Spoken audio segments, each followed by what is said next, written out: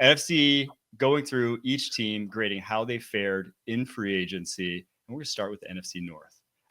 Detroit Lions, who were quiet-ish. They obviously made one big splash signing, DJ Reed, the cornerback. They kind of swapped out Carlton Davis, who they traded for last offseason, for DJ Reed, and then just retained some guys. Derek Barnes, Levi Nwuzurike, Marcus Davenport, the big notables there that they re-signed.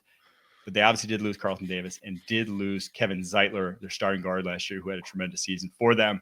So what say you about this Lions free agent week and a half? Well, what I'm saying is our big concern about the Lions wasn't their ability to build their roster as it currently stood. We just wanted to see this team get healthy. The real big question mark is how we're going to coach these guys up on both sides of the ball from the Detroit Lions because of the absence of both of these coordinators. And I mean, with all that's gone on in that building as it pertains to culture, it's interesting to see how you can bring these new guys in, get guys healthy, and still be able to maintain that swelled up version of the Detroit Lions we saw at points in the season. The one that's concerning is, Zeitler out the door. And you never want to let a guy who's playing that high of a clip of football, that consistently physically healthy, available, even at that age, you don't want to see a guy like that go out the door. But that's the nature of the market right now. These guards are going to be billionaires before we know it, and it's going to be tough to retain them. Okay, you mentioned that. What year do we think we see $1 billion contract handed out? Because we're inching closer. So obviously the day will come when a player will accrue $1 billion over the course of their career. But, it's going to be a very long time before we see the B word attached to a contract. Maybe it could be 10, 15 years actually. But it's going to be wild when we've got a bunch of Kylie Jenner self-made billionaires in the National Football League. It's going to be an interesting time, and I hope that guys continue to get smarter with their dough because football players, with all the money the NFL brings and the share that we get as players, we have an opportunity to really shape the future. It's interesting to think about. Because I think we've gone, first $100 million deal, I think was like 20 years ago or so in the NFL. 20 more years, so you probably like 3x since then, 3xing from that. Well, you got to factor in inflation. We were talking, you and I were texting about this back and forth all morning yesterday about the year 2000 and the Pro Bowl roster. Who would have been the highest paid without Googling and doing research? We were doing like surface research. You have to take into consideration inflation, which I hate to be the bearer of bad news. The inflation isn't as drastic as we thought over the course of like 60 years or whatever it is. But the thing that has inflated a great deal is the NFL's market cap and the ability for Roger Goodell and the boys to just bring in big, big money every year. And with that, the contracts get bigger. So it's going to be soon that we see these guys get into the $1 billion mark. And it's fascinating. Yeah, we're going to go back through at the end of the show, and I'm going to quiz you on who's going to be the first owner of their own team. Who's going to buy a share of their own team? See, but they keep saying that. And I don't think it's going to happen in the NFL because, one, these guys are such small cogs. I think it could happen in the NBA, if anywhere. Obviously, with collective bargaining agreement, and that throws an interesting wrench into it. But the owner dollars inflate too, right? If you're paying a guy X amount of money, the cost of a franchise inflates X amount of money too. So I'm not sure anyone, like MJ obviously was one of the first to be, owner / former player to really be at that level. But I'm not sure we ever get like full-time ownership or ownership as part of a contract, especially in the NFL. I'm going to that NASCAR race on Sunday, and some of these guys are racing under their own banner, from what I understand. These guys own teams. And not only that, they're racing against – some of these guys are racing in a car against somebody that's playing for their team. Like they have it's a weird contract, and that driver's trying to beat them because they're not on the same team. Interesting to see how that could play out, but you see all these guys taking ownership stakes in other leagues. So that's definitely going to be something. Whatever you're interested in as a football player moving forward, you're going to be able to invest in it in a big, serious way. Well, I'm just hoping that we don't get a Saudi football league that pulls away guys for exactly what you're talking about, where they're going to get in, like we saw with Live Golf. I think it's ruined a lot of the sport of golf in terms of, being able to watch tournaments week in and week out. It's just not the same. If that happens in the NFL, which it could, I think that would be That'd be a that's your shame, biggest roadblock. but I'm sure they'd make it, somehow even better. We'll see. And NFL is still king. It is still king. Yeah. My grade for this Detroit Lions, I give it an A-. Truthfully, you're the number 1 seed for a reason. You have a great roster. There's not a lot of finagling you need to do. And to that point about Kevin Zeitler, I like what I saw from Christian Mahogany as a rookie, the Boston College guard, in his first season, obviously filling in for some backup time. So I think they're good there. I don't know if they need an immediate move on this offensive line. Like, I don't know if they need first round, second round to necessarily get a guy. I think they're okay. Obviously, I think you want to add at some point during this draft. You are thin, much thinner than you were obviously prior to that move. So I think that's the route they take. And for me, this is A- because I think DJ Reed's an upgrade over Carlton Davis, and it costs less to go get him. So I really like what the Lions did in free agency, just saying we're good enough as is. We've spent our money in recent years, and we retain kind of these guys who, if they come back healthy, Derek Barnes, Marcus Davenport, could be massive upgrades for this defense. Yeah, and I'm going to give them a B+ along the same lines that you're talking about. I mean, it's all the same stuff here. It's a good football team. They lost some key pieces as it pertains to staff, but they maintained the core of that football team in terms of the important pieces on the offensive line, the pass rushers, and they've been able to swap on the back end defensively. So not much to look at there. Yeah, I'm not going to question Brad Holmes. In Brad Holmes, I trust that guy. That guy's track record is as good as it gets right now in the league. All right, Minnesota Vikings. They had an eventful free agency period, shall we say. They retained Byron Murphy, their slot corner, Aaron Jones, their running back. Harrison Smith announced he was coming back. I didn't see that one happening. I thought after he cried in the locker room after the playoff loss, that was it for him. No, he's coming back for year 15 in the NFL. And then they went out and signed Will Fries, Ryan Kelly, both from the Colts, Jonathan Allen, Javon Hargrave, 2 vet defensive tackles to replenish that interior. Made some smaller moves like Isaiah Rodgers, maybe a Jeff Okudah rehab plan there. And then obviously the losses, Sam Darnold. So it's either JJ McCarthy or Aaron Rodgers time. And then Cam Bynum, the safety, walks out the door. But they have a plethora of safeties there, obviously, on the roster. So what do you think about the Minnesota Vikings and their free agency period so far? Well, obviously, it's important to bolster that line of scrimmage, and that was something that we've talked about at length with the Minnesota Vikings, their ability to out-scheme people and out-skill people on the outsides and then with their staff. Kevin O'Connell, as good as anybody at getting their superstars open. And you know what? As a superstar, you should be able to find a way to get open even if you're playing backyard football, but it helps a damn lot when you've got Kevin O'Connell drawing up the X's and O's. Sam Darnold had the ability to accomplish what KOC wanted in that offense. It's going to be interesting to see how they move forward doing that. But the best way when you've got a question mark at that quarterback position to make things easier in transition, sign some offensive linemen. And how do you create immediate chemistry with your offensive line? Bring 2 guys in from the same team. And it's like, if you've ever played Madden Ultimate Team, and I'm sure there's a lot of people that do, when you go and purchase certain cards of players to have them on your roster, there are chemistry bonuses for having a number of players from the same, team that you bring in. So I see these guys from the Colts, and it's a big deal. Bolstering the defensive line, obviously, as well. Getting 2 big guys in the middle to go kick some ass is going to be huge. But like I said, it's all about what happens at that quarterback position. I'm going to give it an A+, just because of the attention to the offensive line. Kwesi Adofo-Mensah, is that how you pronounce this guy's name? Kwesi Adofo-Mensah. That guy, I'm a big fan of his, and I can kind of see what he's getting at here. And when you do, you leave port and you've got to get to a destination across the sea, but there's going to be storms. You don't know when they're going to come.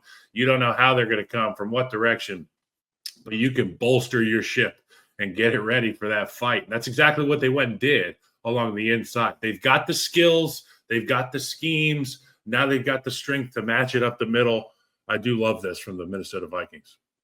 Yeah, to speak to Kwesi's approach this offseason, I think it's pretty clear that he's trying to identify market inefficiency. Obviously, he's one of the few GMs that's not a football guy, right? He came to the San Francisco 49ers as like an economics guy, went to Princeton. It was in finance before this, I believe. And the market sort of inefficiency he's identifying here is free agent contracts for guys who were injured last year. Not a lot of teams want to take that risk. all 4 of the big money deals he gave to Will Fries, Ryan Kelly, Jonathan Allen, Javon Hargrave, all 4 had big injuries last year that played a factor in their ability to see the football field. Javon Hargrave missed like a vast majority of the season. John Allen had that shoulder. Fries missed a vast majority of the season. Like, these are guys that they're all banking on them outplaying their contracts if they're healthy. Now, 2 of those DTs are over 30, right? Those are 2 old guys. Ryan Kelly over 30 as well. Will Fries not so much, but his contract has not a lot of guarantees, only a $20 million signing bonus for that $77 million deal. So it's basically kind of a pay as you go after 2 years. If he doesn't live up to it, if he is hurt and doesn't, kind of live up to that contract, it's really not that expensive for them. So I love what the Vikings are doing. I think that's a great way to play free agency. Again, you get a big discount in free agency. It's obviously to fill needs, but the way you can find value is for guys like this, either guys who were in a situation that, wasn't conducive to their skill set and you're buying low on them, or guys who were injured and you can buy out low on. When you get that top of the market deal, it's hard to really find value on it. These are 4 deals that I think could find value. And if they're all healthy next season, all big upgrades for the Minnesota Correct me Vikings. if I'm wrong. This is akin to Howie Roseman pulling the trigger on Mekhi Becton and bringing him in at a discounted rate. And now that was like a real prove it deal, though. That was when you're at the Super Bowl parade and Mekhi Becton's got the Coors Light in the sky, everybody's happy. But it could easily go the way of any number of guys who get brought in on a reduced deal, myself included. When I went to Kansas City as kind of a guard option, I quickly became re-injured, and I was back on that list, so you never got to see me on the field. Let's hope, because of the sheer volume that their GM put out there in this free agency, they can have some hits, and that'll just be huge because it's a real key part of the game right there. All right, on to the Green Bay Packers, who have at it made only a couple moves here.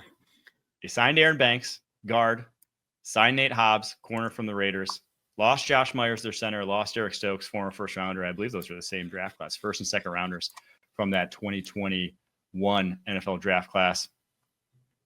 I don't know, man. Nate Hobbs. So the interesting thing is Hobbs has been mainly a slot over the course of his career.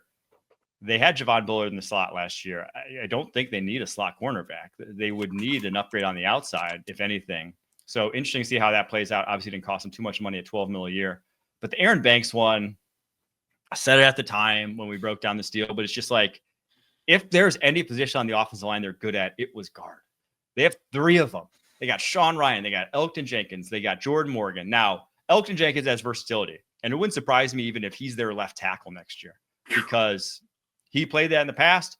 He was there, I believe it was 2022, got injured midway through that season. They moved him back to inside guard. So like maybe that's the plan for that.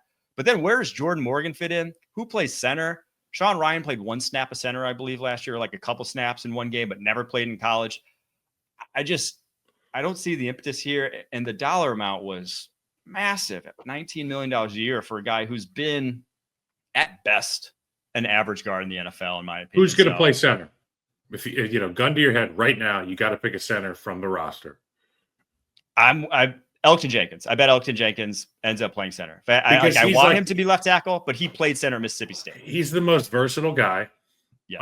Now I'll tell you this: if you're the O-line coach, you're the OC, you're the head guy, you make the decision that Elgton's going to be the center. I'm the right guard. I'm the right tackle. I'm walking into your office and I'm like, you have to promise me beyond the shadow of a doubt that whatever group Jordan Love breaks the huddle with, April 21st for phase 1 of OTAs is the same group in terms of that center that we're going to have in week 2019 when we're getting ready to go to the playoffs. You need to have that because that's the most important group out there. You've got playmakers at the receiver position. You got a quarterback who, when protected, can do some special things. We need to have continuity. We need to have answers at the offensive line. Nobody wants to be in the dark in the mushroom club going into week 1 saying, well, we can swap back to him. All that. We hate that, the offensive line room. And I agree. I think their best 5, though, if I had to put their best 5, I think it would be Elgton Jenkins at left tackle, Aaron Banks at left guard, Sean Ryan at center, Jordan Morgan at right guard, and then obviously Zach Tom at right tackle. I think that's their best 5 on paper because Rasheed Walker is kind of he's a penalty nightmare left tackle. He's a guy that they have to protect at times. And then center, Elkton could be a good center, but he's also could be a good left tackle. And he's shown that over the course of his career. So, like, why not put him out there? It's more valuable. So we'll see. I just Packers free agent period was a stunner to me. So because of that, I went C+ for the Packers. I went C. All right. On to the Chicago Bears, who another active team. The NFC North had an active free agent period. A lot of moving to be done, jockeying for a position in probably the best division in football now. They signed, obviously they went out and traded for Jonah Jackson, Joe Thuney before free agency even started. 2 guards slotted in for next season. Then went out and signed Dayo Odeyingbo to play defensive end for them, Grady Jarrett to play defensive tackle, Drew Dahlman to play center. That's really it for the big moves. Olamide Zaccheaus is probably the other notable. Zaccheaus is a big move, wide man. receiver. I think it fits in better for that offense than Keenan Allen ever did. Keenan Allen's still a free agent. Tevin Jenkins still a free agent. The 2 potential losses there, they're not going to resign either of those guys at this point in time. I don't know. I love what they did along the offensive line. I think rebuilding their offensive line, A+ so far. And I think in the draft, one of those tackles will be sitting there for them. And I think that's the pick. And I think they have one of the best starting 5s in all the NFL. But I don't know what those defensive line signings were, man. Yeah. It's the only reason it's not an A for me, Michael. Yeah. It's a B+ for me because, that plus, it was a damn good haul on the offensive side of the ball. And when you got Caleb Williams going into his second year, the sheer numbers of the pressure that was on that guy, self-induced, but also self-inflicted by the unit, it was not good.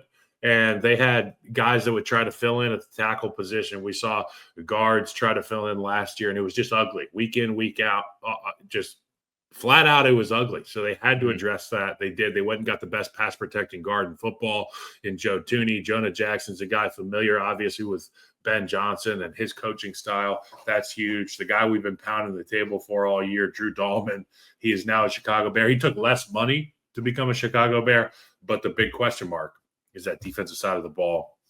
So much money out the door to these guys who are essentially have yet to prove it. There's one guy, Grady Jarrett, who's on the wrong side of 30, who's played a lot of good football. And then there's your guy, Dayo Odeyingbo, who is a physical specimen. He's cut from the same tree that a guy like DeForest Buckner is. He's 6'6", 285 pounds. But can we get that juice? Can we get that production? Because that's what pays. We talked about it on the show on Monday. Production pays. It's not the other stuff. Yeah, and those contracts, they kind of broke their mold in free agency. We had talked about last year how they really match money in year, and they don't backload a lot of these deals. They don't give big bonuses up front. They kind of did for these guys. They guaranteed their salary through 2 seasons. So if Grady Jarrett at 32 years old doesn't have, coming, I guess, a year and a half now off an ACL, isn't like back to form, which sometimes it just never comes back, right? At that point in time, they're stuck on the hook for 2 years and like $26 million. Dayo Odeyingbo, you're betting on future performance because he is not the down-to-down impact player to garner at this point in time $16 million a year. You need is production on that unit. If you bring in Ben Johnson and you've got Caleb Williams, who's proven to be proficient, particularly in the second half and fourth quarter of football games, you need that Grim Reaper on the defensive side of the ball. You need somebody to be able to go get the quarterback. So it's a big swing, but your eyes are closed. You're kind of having blind faith that these are going to be hits. Yeah. And as a Bears fan, I hope they are too. So I went B, but not too bad.